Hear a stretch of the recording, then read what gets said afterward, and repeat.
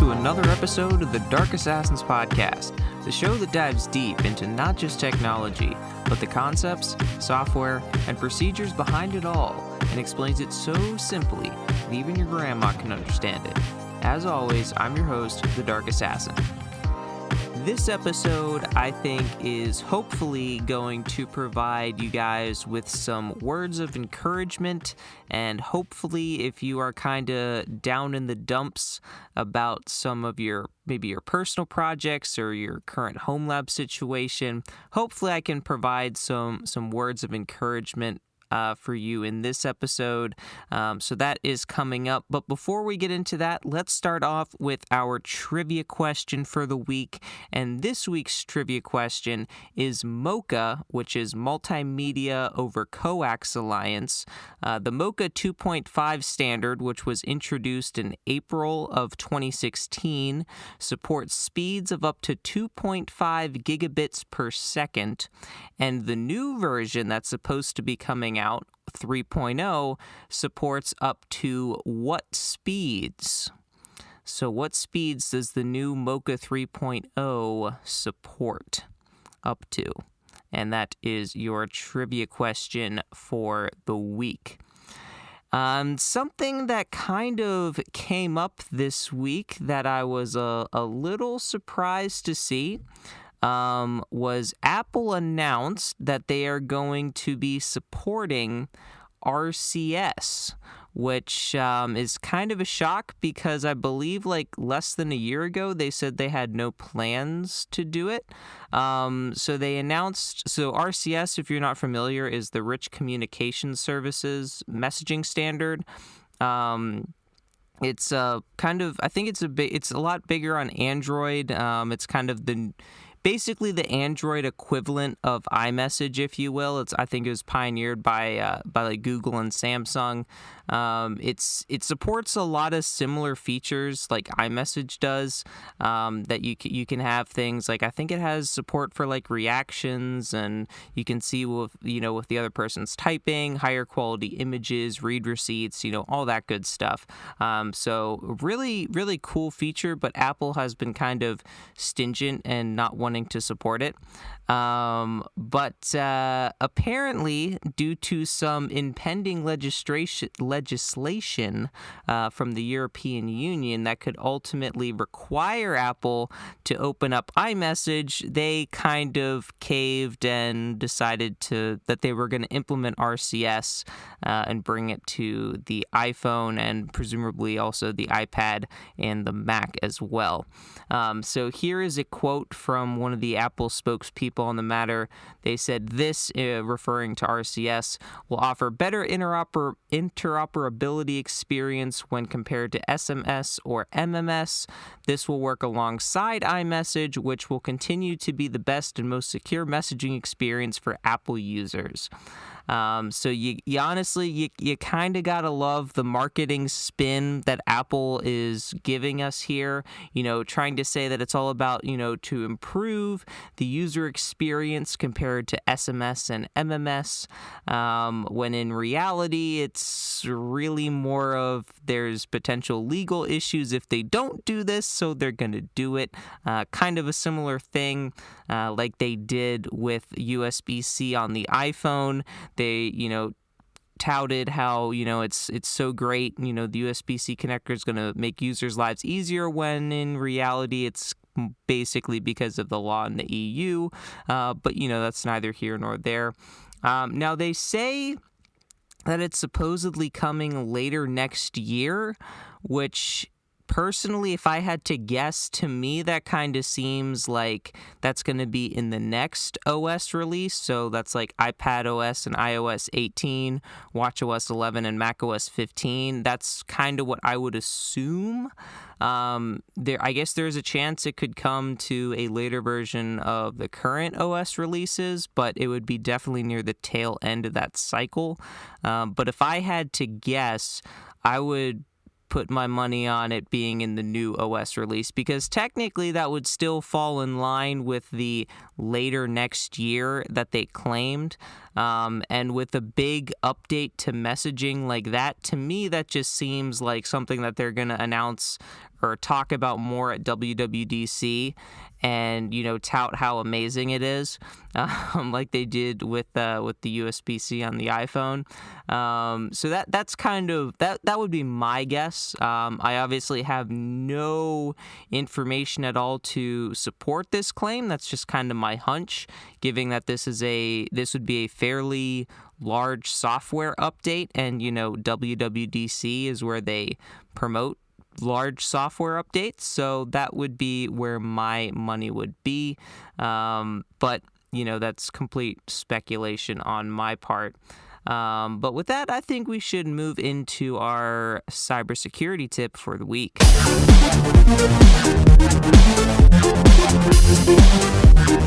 This week's cybersecurity tip is another rather unorthodox one, I would say. It's not your standard add a layer of Swiss cheese or make sure you have strong passwords or anything like that. This kind of goes back to the physical security side of things, which is as bland as it sounds, and maybe cliche.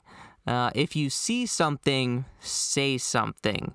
And I know that probably sounds very cliche, but you would be surprised how easy it is to gain unauthorized access to a space that you have no business being in.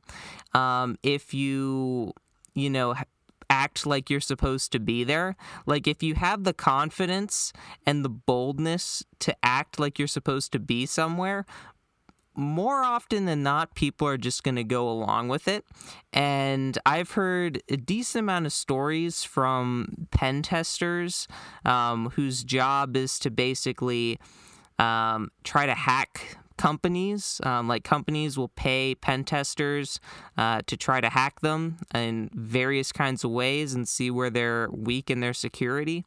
And one of the common tactics that pen testers will use is they'll go in to like the business or whatever, like either impersonating like an employee or impersonating a tech or impersonating like, a construction worker or something to get access to the building that they're not supposed to be in, and then, get physical access to a system and deploy whatever kind of, attack they're trying to deploy, or just, say I got access to this system. I've heard, the classic case is, you put on the yellow safety vest with the hard hat and you have a clipboard, and you can basically just walk wherever you want, posing as, some kind of maintenance person. If you have some, like, I heard another story of a guy that he got he had a fake Microsoft badge or something, and he was using that like to get around like a corporate system, saying like I'm here for like the Microsoft support, trying to like help manage some of the systems or whatever, and people were just totally letting him in. Now it goes without saying that you should not do this because it's kind of, illegal. But the reason why pen testers are allowed to do this is because they have this thing called a get out of jail free card, which is basically a letter signed by, the CEO or whoever in the company authorized them to be able to do this. So if or when they get caught in the act of, trying to hack the company, they basically have this thing that says, hey, I'm allowed to do this. It's all good. And that is the main difference, between the white hat hackers, or the good guys, and the black hat hackers, which are the bad guys, where the white hat hackers, when they try to hack things, they're doing it for good.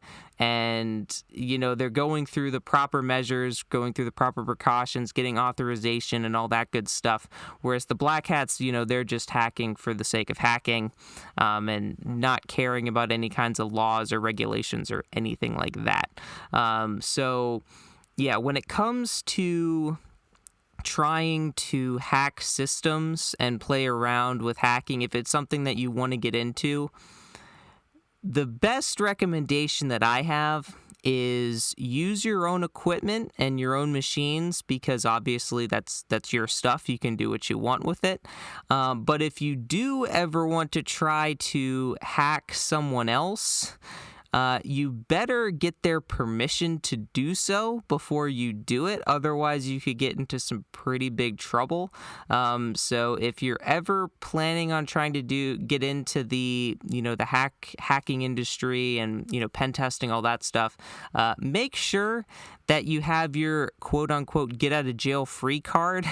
So if or when things go bad and you get caught, you don't get in trouble for it, and you have, some kind of written authorization saying that you're allowed to do this.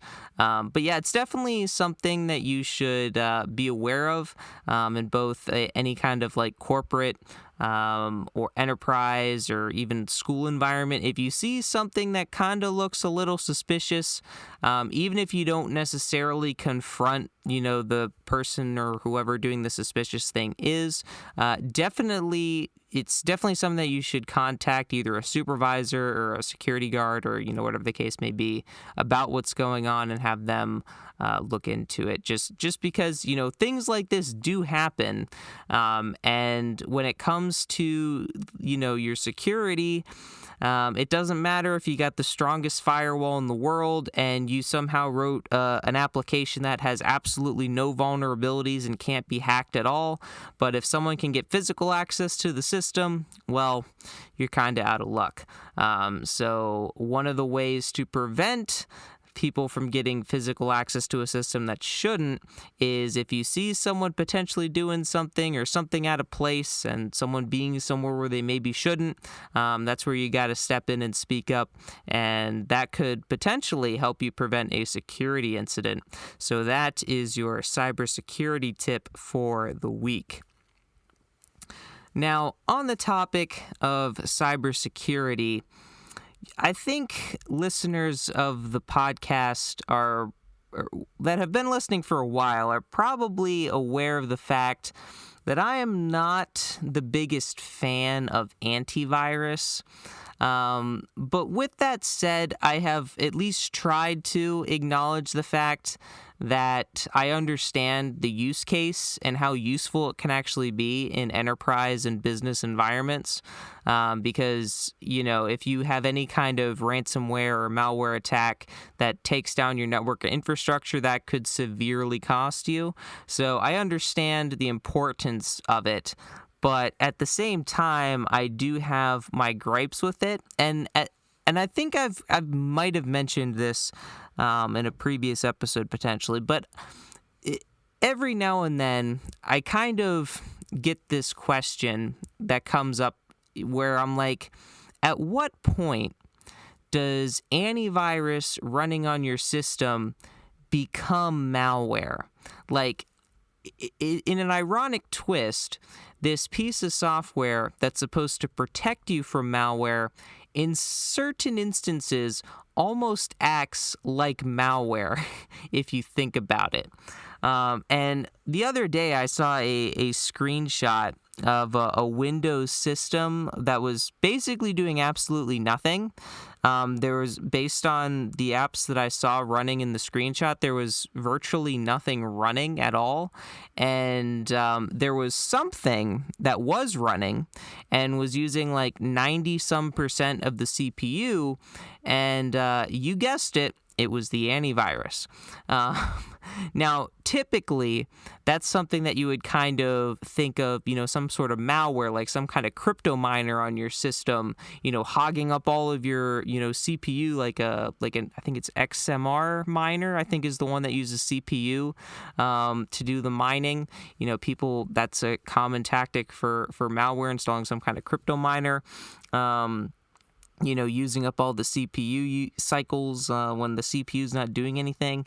But another example of it kind of sort of, in a way, acting like malware, even though technically it's just doing its job, is if you've ever tried to extract a large zip file or 7-zip or tar.gz or whatever, And everything's going great for like the first 15 to 20 seconds. It's speeding along, everything's going smoothly.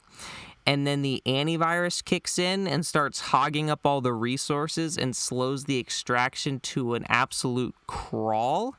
I mean, that's kind of the definition of malware, right? Like malware, like the stereotypical malware, like it, basically makes your system super slow and unresponsive because it's hogging all your system's resources.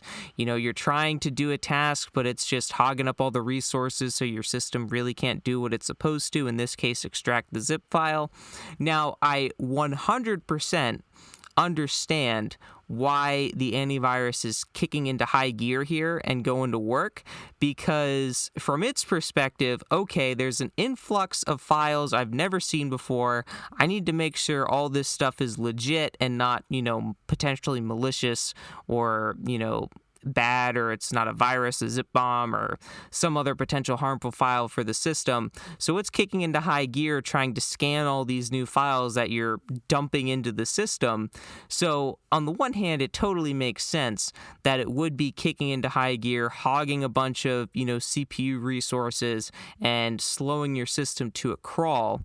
But at the same time, like if you know what's in that zip file and there's nothing malicious in there, it is a little annoying when you're trying to extract it and you see the estimated time of completion ticking up rather than ticking down. So that's always a fun time. So yeah, something I sometimes wonder from time to time, at what point does antivirus actually become a legitimate virus?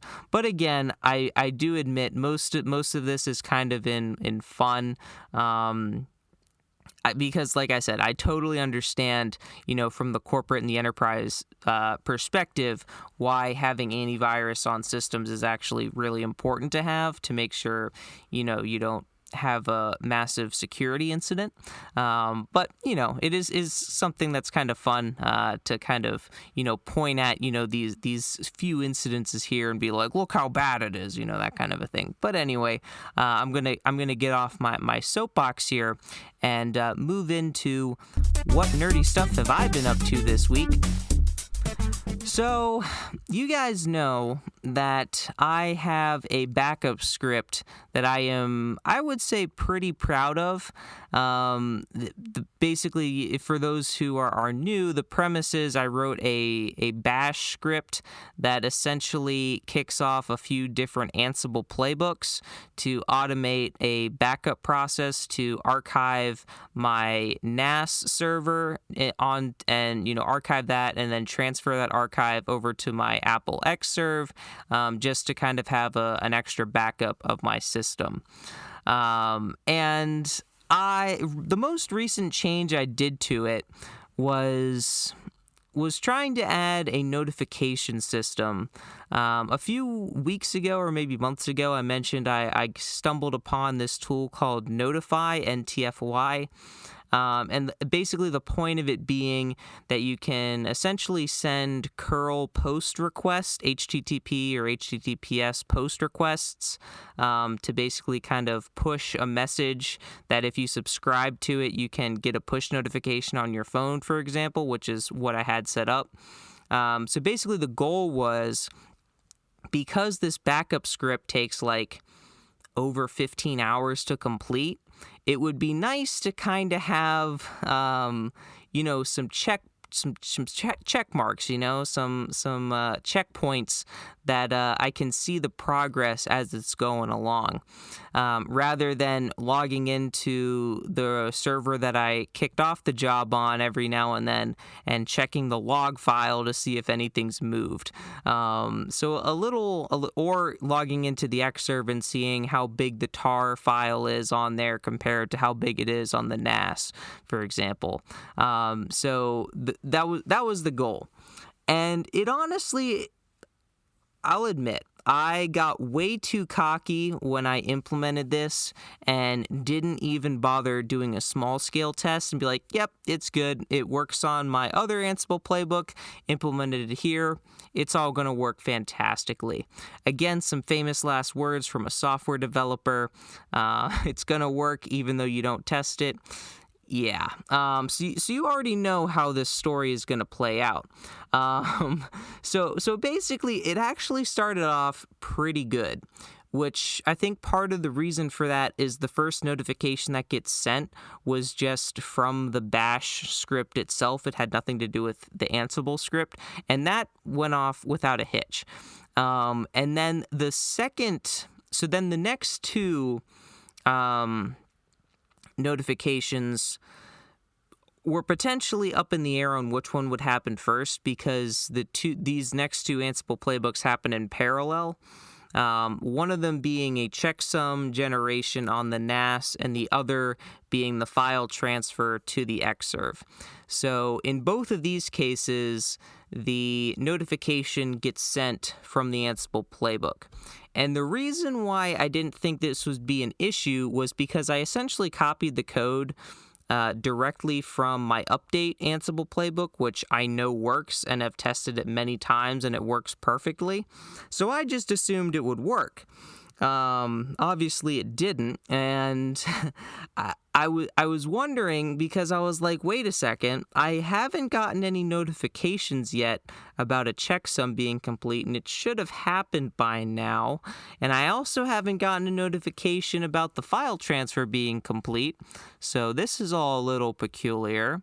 And then after 9 hours after I started the job, I got a notification saying that the backup had been completed. And I was like, no, it hasn't, because I know I should have gotten 2 other messages saying that the 2 other messages, one saying the checksum on the NAS was completed, and at least one saying that the file was transferred to the Xserve, and I got neither of those. So the only 2 notifications that got sent were the ones actually in the bash script itself, not actually in the Ansible playbooks. So what had happened was, the Ansible playbooks, I done goofed on them, and rather than running the push notification on localhost, I was running it on the server, which, when I first saw this, I had a hunch that possibly the reason being was because I was technically doing it on the server, it didn't have the authentication and like the credentials to be able to send the post request to my Notify server to actually send the notification to my phone. And sure enough, after some testing, that is actually what caused the issue. So anyone trying to use Notify with Ansible, make sure the system you are, preferably localhost, but the system that you are using to send the push notification actually has the credentials set up to be able to send the push notification, assuming, of course, you actually have credentials enabled. In my case, I do, because the server that my Notify server, I guess, is running on is in the cloud and therefore public facing. So I wanted to make sure it was as locked down as possible. Otherwise, if it was just running in my Homelab like everything else, I probably wouldn't have put that added security on there. But because it is public facing, mainly so I could have notifications sent to me if my Homelab ever goes down when I'm away, just to kind of be notified of that. It would be more secure. But anyway, back to the story here. So in the one sense, it was kind of a bummer because the playbook and the script failed. But on the other hand, it failed at basically as best a place as it could, because it generated the checksum on the NAS and sent it over to me back to the control server, and then it crashed. And then the playbook on the Xserve to copy the tar archive file to the Xserve. It crashed after that happened, so the file was already copied over there, so it was all good. I just didn't get to the part where it generated a checksum. So what I did to do this testing was I basically rewrote a version of the playbook to only do the checksum generation and intentionally make sure that the notify portion is done on localhost at the end of the playbook.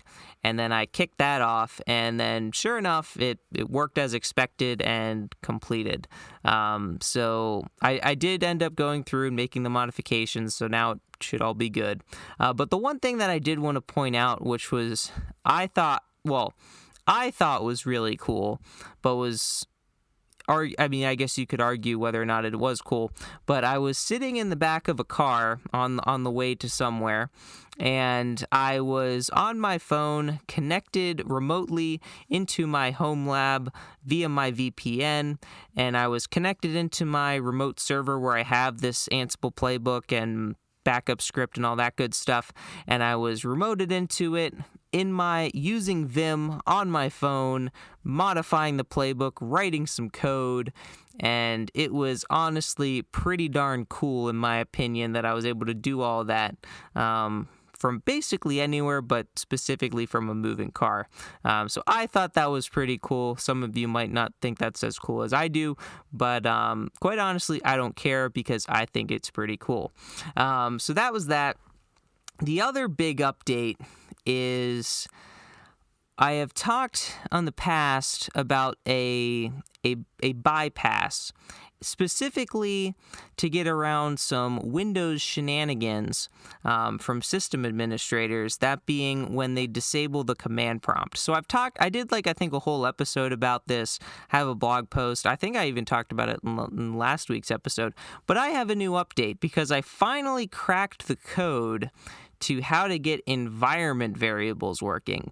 So now, as best as I can tell, this now I think 58-line batch script is now essentially one-to-one with the Windows command prompt. There is still a couple little intricacies, like if you're running a command and you hit Control-C, it'll ask you if you really want to terminate the script or something like that, which obviously you don't get in a regular command prompt.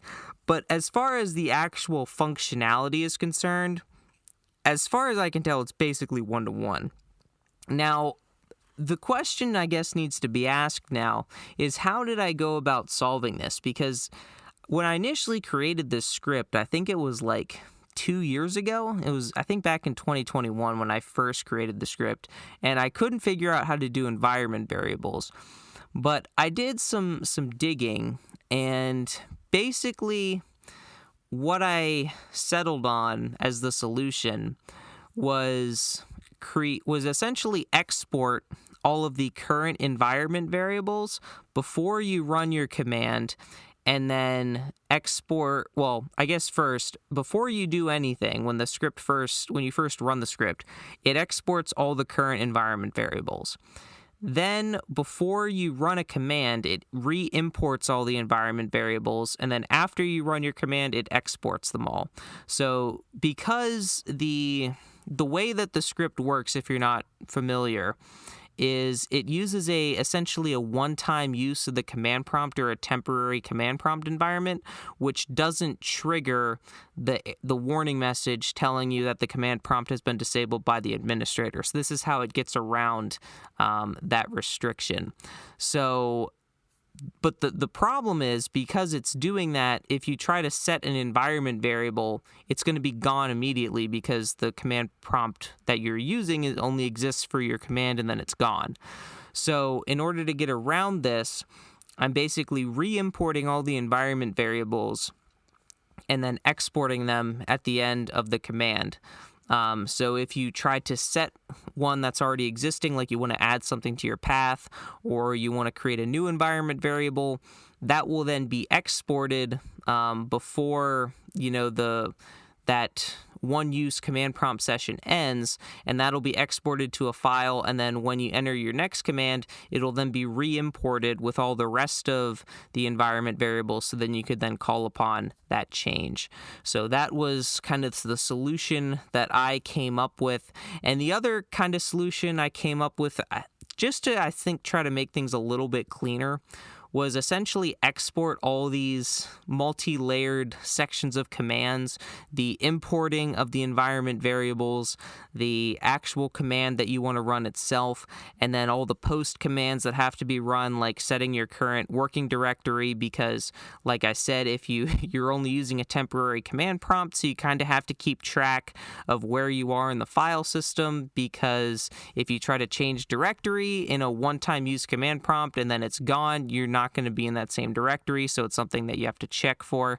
So that gets exported, and then also now exporting all of the current environment variables. So I added that all to a batch file, and then essentially the one-time use command prompt essentially just calls that batch file that I create to do the execution of the commands. And like I said, as far as I can tell, it's basically one-to-one. I did run into a little bit of an issue, I think with like some spacing or something initially when I first discovered this, where everything seemed to work, but then depending on what kind of command you used, it would give you an error message, which I did manage to end up fixing that. But yeah, so I am pretty happy with where it is right now. Now, ideally, I wouldn't have it, do all this exporting to files and reading into files and all that stuff. But at least as of right now, I can't really think of a better way to do it without making the script insanely large and even more overly complex than it already is. Because if you think about it, before I added the support for environment variables, I think the script was like around 30 lines long, and now it's essentially doubled that just for getting environment variables. So I could only imagine how massive the script would become if I somehow found a way to not export things to files. So I don't know if that's ever going to be something that I try to do, but at least right now, it's basically one-to-one, at least as far as I can tell. But yeah, so that was something I was pretty proud of. And then the last thing I want to talk about, which will kind of move us into the main topic of the episode, is some updates to my video game, which again, not a whole lot of updates here, mainly just minor stuff. So for the Pokemon game that I'm trying to work on, I've been working on the user graphic interface, I guess, if you will, for the battle scene, to try to get that going. So I've been on this for I don't know how many weeks now. We might be into the months range. I don't even remember. But of course, there's been other personal projects thrown in there that have, taken more of my time, and then the video game development kind of falls on the back burner. You know how it goes. But so I what I did do though was I got the health bars implemented. So now there's actual working health bars, and it'll accurately display how much health you have remaining, and if you're below 50%, it'll be orange, and then if you're below, I think 20%, it'll be red, and the part of the damage that you have taken, that's obviously red. So that was a decent, good progress there, and that's honestly what I wanted to talk about for the remaining part of the episode here, which is the idea that, slow and steady wins the race. And, kind of going back to the old saying that Rome wasn't built in a day, your software projects are not going to be built in a day. Your Homelab is not going to be built in a day. Now, some Homelabbers will claim that their home lab is finally complete, but we all know that's just a load of baloney because within a few months or a couple years, they're going to be changing stuff. It's like, the software developer, the famous words of the software developer, right? It works on my machine. Let me implement this feature real quick. The classics. The home lab equivalent to that is my home lab is complete because, that's a load of baloney. Yeah, it might be complete for the next, 24 hours, but, we'll see what happens after that. But the point being here that whether you're trying to build out your home lab or you're trying to develop a large personal project, it's going to take a significant amount of time, both in time you spent working on it, like in the case of a personal project, developing the code and writing, the code for that and, building up your infrastructure and the build system and a CI/CD pipeline if you're into that, setting up your remote repository, all the stuff that comes with setting up a build environment for software development. But also, in the home lab space too, because, well, for one thing, it's going to take a while for all those goodies that you ordered from eBay, Amazon, Newegg, AliExpress, wherever the heck you ordered your parts from or your servers from or whatever the case may be. It's going to take a while for them to ship to your house. But even still, home labbing is a little bit different in the sense that it generally costs money. Now, if you're just installing, VMs or Docker containers or things like that, it doesn't necessarily have to cost you any money. Although I guess depending on what kind of software you're putting on there, you might have to pay some kind of licensing fees or something. But in general, if you're just tinkering around with hardware you already own, it doesn't necessarily cost you anything. But if you're looking to expand your home lab and grow your home lab, whether that's adding extra storage to your NAS, or whether that's adding more RAM to your hypervisor, or whether that's buying a completely new computer to act as another hypervisor or act as a router, or whatever the case may be, those hardware purchases obviously cost money unless you're lucky enough to find someone that's willing to give them away, or you otherwise are able to acquire them without actually paying anything, which if you know how to get those kinds of deals, I'd be interested in hearing about that. But in general, you're going to be having to pay for that kind of stuff. And, life happens. So depending on where you are in life, whether you're maybe a college student or a high school student that doesn't necessarily have a ton of money, or you're early in your career and you're just trying to, get on your feet and you have all these bills and all the fun stuff of being an adult and you don't necessarily have a ton of expendable income, it can take a while in order to be able to build up the home lab that you envision for yourself. But that's where, it comes back to Rome wasn't built in a day, and neither is your home lab, because your home lab is something that's always growing and evolving as you find interest in new, IT subjects and fields.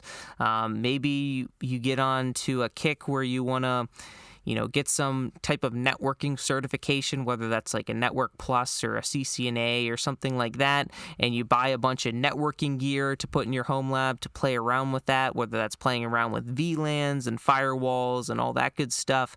And then the next, couple months down the line, you want to start self-hosting your own services. So, you get yourself a hypervisor, install some VMs on there, play around with that. So over time, the goal of your home lab is going to change as you change what you want to focus on. But the point of it being is that, well, one, it's probably never fully complete because it's always going to be constantly changing as you upgrade new hardware or you replace hardware, all that good stuff. But the thing is that you shouldn't get discouraged especially when you see, if you ever go on like the Homelab Reddit or any pictures of people posting pictures of what basically looks like a full-on data center with, a 42U rack, filled to the brim with enterprise servers. First off, I think you should be thankful that that isn't you, because I would definitely not want to pay the power bill for that. But on the other hand, it would be very cool to own a full 42U rack of servers. I do have to admit that. But the point of it being that, you shouldn't be discouraged with if you're not where you want to be, because you're going to get there. And the same thing with software development too, right? Because software development's potentially another tricky area, because something that you think won't necessarily take you that long. The old saying, let me implement this feature real quick. And then 4 or 5 hours later, you really haven't made any progress. And now you're just frustrated because you should have been done like 3 hours ago, and your code's in a really sorry state, and you can't leave it like that. So you keep pushing. And yeah, I think as software developers, if you're out there, I think we've all kind of been there at some point. But the idea of, because software obviously isn't going to be built in a day, right? Unless you're doing a super short, basic, simple project, you're not going to get it knocked out in a day. If you're thinking big picture of some big software development personal project, it's probably going to take you a while in order to get it working and implemented. Because just because you wrote the code for it doesn't mean that code works. It doesn't matter how great of a software developer you are. You're gonna write bugs in your code. You're gonna forget an edge case. You're gonna forget, a semicolon here or there. You're gonna forget, if you're dealing with Python, you're gonna forget a tab. You're gonna forget the colon for a function. You're gonna run into super silly mistakes like that are gonna cause issues. And the other thing of it is, like I mentioned a few months ago, when I rewrote my encryption algorithm in C, that took me like a couple, I don't know if it necessarily took me a couple weeks, but it definitely took me over a week. And that was pretty much cranking away at that most of my free time, like outside of work and all that. And mind you, that was already, first off, that was already an algorithm that I've already written before. So I already, it wasn't like I was coming up with something completely new that I had to figure out as I was going. I already knew everything and how everything was supposed to work. But, going through the entire process of writing the code, testing, debugging, finding errors, fixing errors, adding other features that I didn't necessarily initially plan on adding, but decided to add anyway.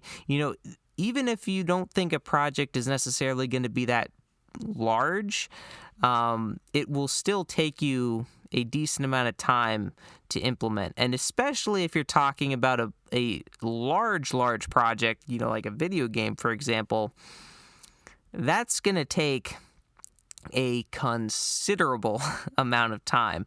So if you do want to get into a very, very large project, my main piece of advice that I could give you is put a lot of time in early to make a lot of progress early to make you wanting to come back to it. Because if you're trying to, say, write a video game and you get to, I don't know, you get past Hello World and you make maybe your first class or something, and then you decide to stop to go pursue something else, you're probably not going to be as enticed to come back as if, say, you got a decent amount of the back end done, or you got the premise for, the item selection, or, a decent feature already implemented.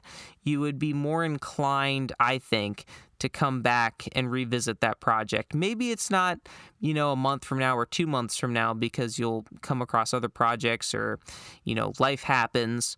But you'll be more inclined to try to come back to it later if you've already made a decent amount of progress on it.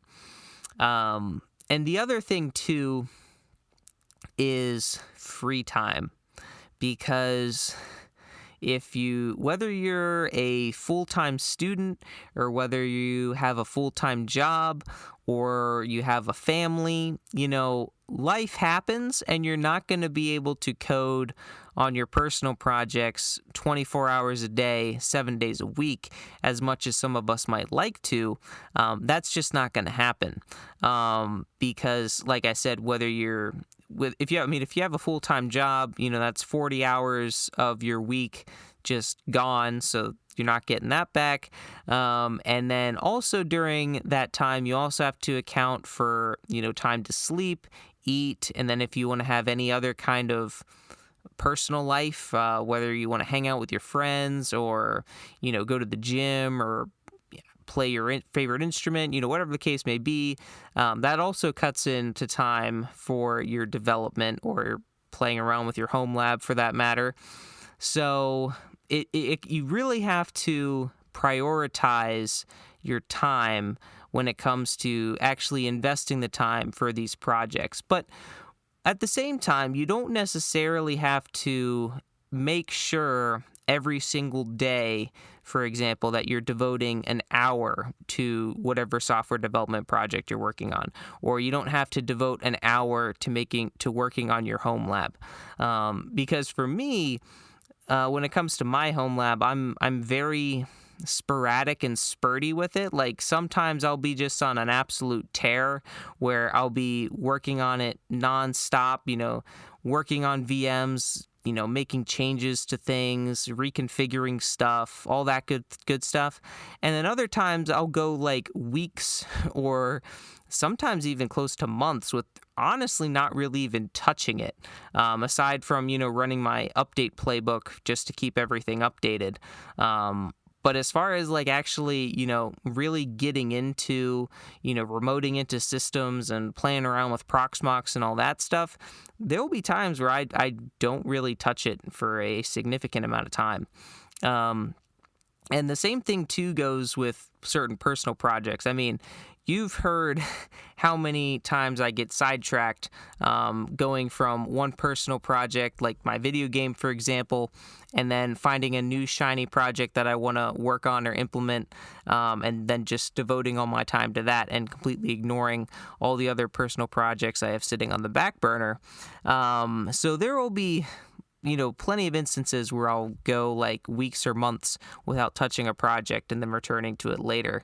But the thing that you really need to focus on is if it's something you want to do, I mean, you're gonna find the time to be able to do it. And what I think you really need to value is you have to value the small wins and the small victories. Because, you didn't, like in my case, I didn't get the battle scene that I'm working on. I've been working on for months now. Maybe not months, but definitely weeks. And the progress seems like it's moving really, really slowly. But if I look back and see how much I've actually implemented, it's actually, at least in my opinion, a fairly decent amount of progress that's been made. And that's something that you really have to focus on, is you have to focus on the little things that you got implemented, right? Like you have to focus on the small features and the small wins. And what I would also suggest is don't bite off more than you can chew, especially if, the amount of time that you have to put forth, on this personal project is limited.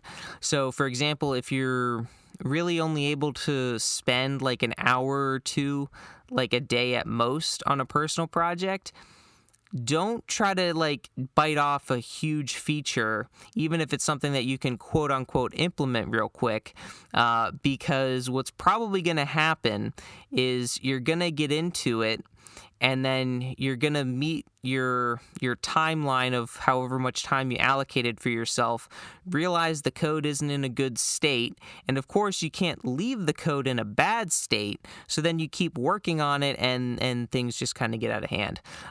So what I would recommend is, if you are trying to allocate, certain amounts of time towards your personal projects, I would kind of set a general guideline, like maybe 2 hours, because personally for me, only an hour is kind of hard to actually get a lot of actual progress done, mainly because it doesn't matter how well you know the code base. When you first get back into your personal project, at least for me anyway, I always find that I spend like the first 10 to 20 minutes just kind of looking back over the code, seeing the state it's in, and kind of thinking about what I want to do next. So if you take that out, then I'm only down to 30 to 40 minutes left. And at that point, you can only write so much code and test in that amount of time, right? So what I would recommend is, whatever amount of time you want to set for yourself when it comes to your programming, don't feel like you have to reach that time. So what I mean by that is, if you say you set 2 hours aside for yourself and you start working on trying to implement a feature, like maybe you're trying to work on adding a compression algorithm to compress the save data for the game that you're working on so the file size will be smaller. If you end up completing that in, I don't know, say an hour and 20 minutes, personally, while as much as you would want to, keep riding this high and keep going and adding more features and all that stuff, I mean, I would kind of argue that you should just take the win on that and call it a day, just because, for a couple of reasons. One, that's a pretty big win. You got something implemented, and it's working and everything's running great.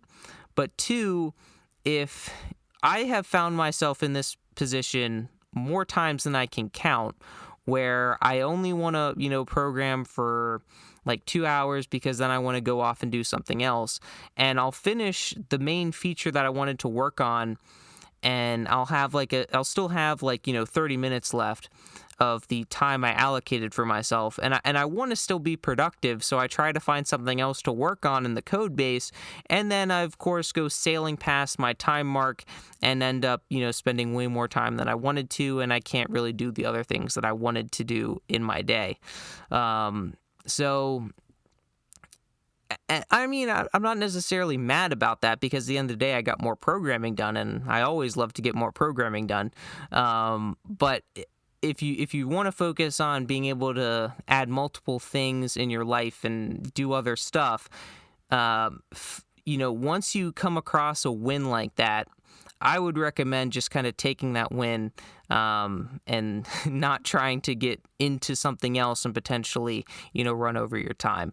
But I guess circling back to the idea of, focus on the little wins and the small things, because whether it's, buying new hardware for your Homelab, or adding a new service to your Homelab, or adding a feature here and there in your personal project, what you're going to notice is, when you look back at where you started from to where you are now, you're going to see a lot of progress, because even though you might only be spending a little bit of time here and there throughout the week on it, over the course of weeks and months, that amount of time that you spend is going to build and build and build and build. And then when you look back at where you came from, you're going to see all the progress that you made.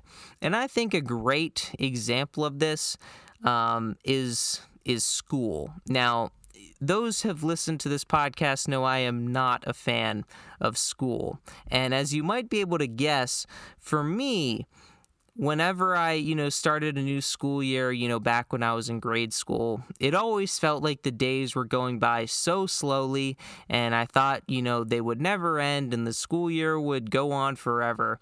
And the next thing I knew, it was May or June, and the school year was either over or basically over, and I'm like, wait a second, where'd the time go, right? So, and I mean, I'm sure you can think of a bunch of other examples of, wondering where the time went. And in the moment, you might not be bringing this back to, home labbing and software development.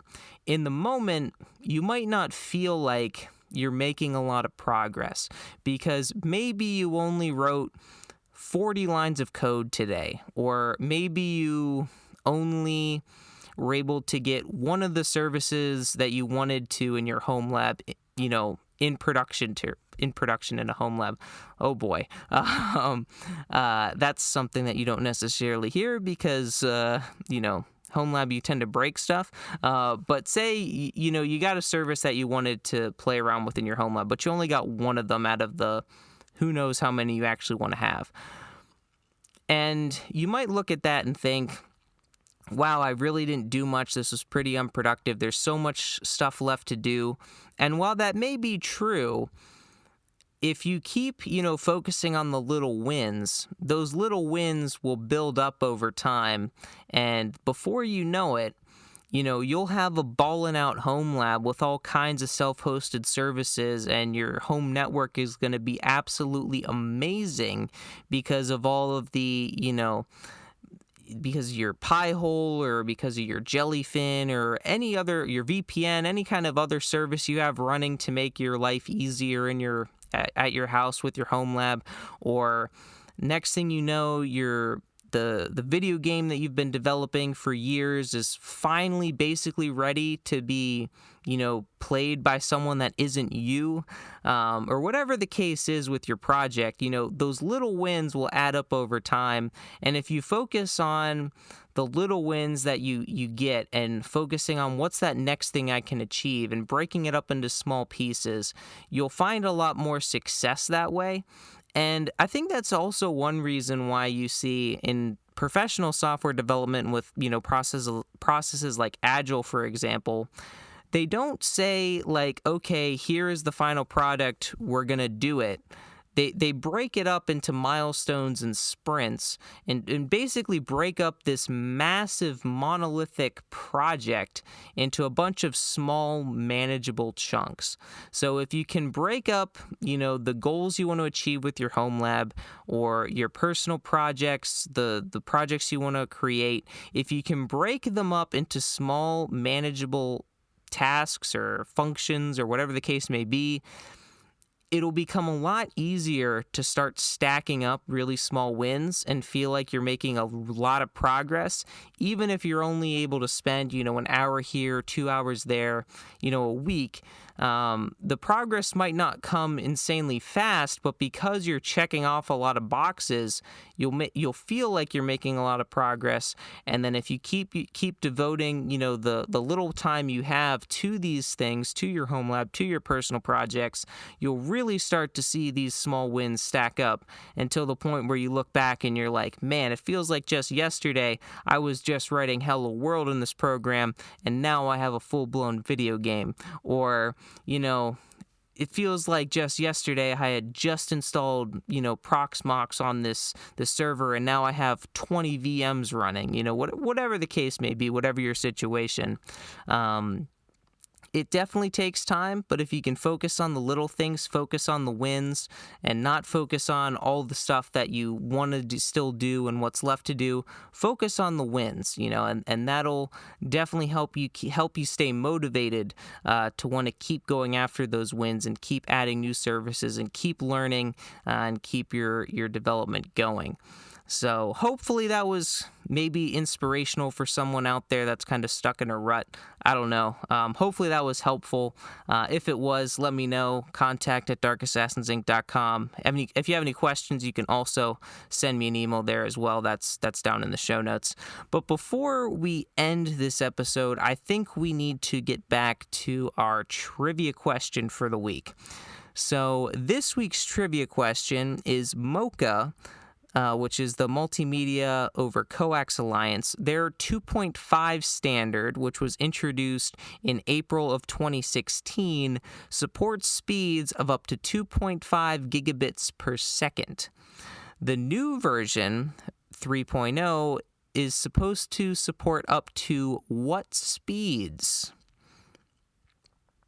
If you said 3 gigabits per second, you were fooled, because it is not 3 gigabits per second, but it is actually up to 10 gigabits per second, which quite honestly I find to be super impressive, especially considering that a lot of like older homes out there don't have Ethernet in their walls. They have coax cables running throughout the house. So if you could be able to do 10 gig over coax, that would be pretty awesome.